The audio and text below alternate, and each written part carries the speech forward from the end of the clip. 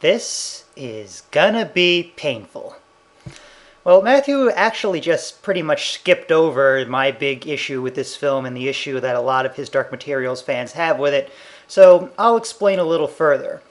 Billy Costa is found with his demon being ripped away, holding a doll. Lyra brings him back to his family, where his mother tells him, "Don't worry, we'll get you another demon." Now, in this world, demons are a physical representation of a person's soul. So what this is telling us is, don't worry kids, if your soul gets taken away, you can just get another one. Do you see what I'm getting at here?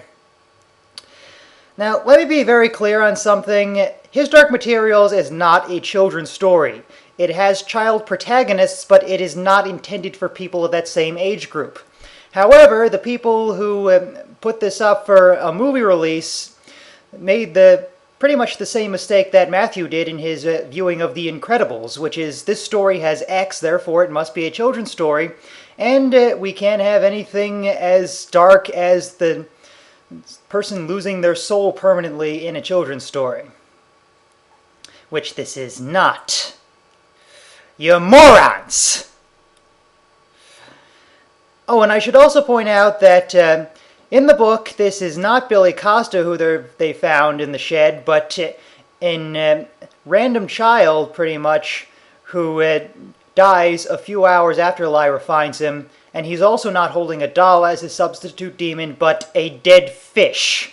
It's a very haunting image that still stays with me to this day in a way that a doll never could.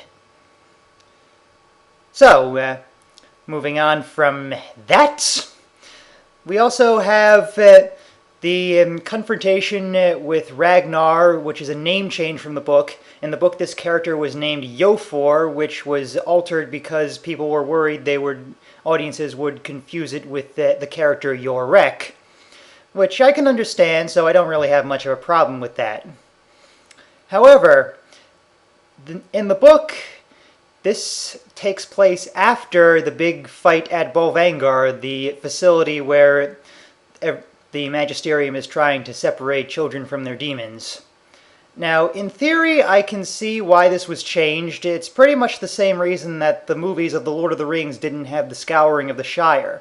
That kind of plot structure might work in a book, but in a movie it's very awkward to have the big climax that the whole story was building up to, and then try to add a second climax on top of that, especially when it's as unrelated to the A story as this one is. I've only seen one movie really pull this off well, and that's a very underrated Bruce Willis movie called Hostage, which I definitely recommend if you haven't seen it. So, I don't really have much of any problem with the rearranging itself, but they could have done, I think, a better job of that, because as Matthew said, it makes the Magisterium even more pathetic than they already were, whereas in the book, those people that attack the campsite do take Lyra straight to the facility and Mrs. Coulter, which makes them much more threatening instead of something unrelated as we see here. Also, this creates a big plot hole in that Yorick is now the king of the bears again, so why doesn't he give Lyra any help when she goes off on this big mission of hers? One more thing that I should mention is that Mrs.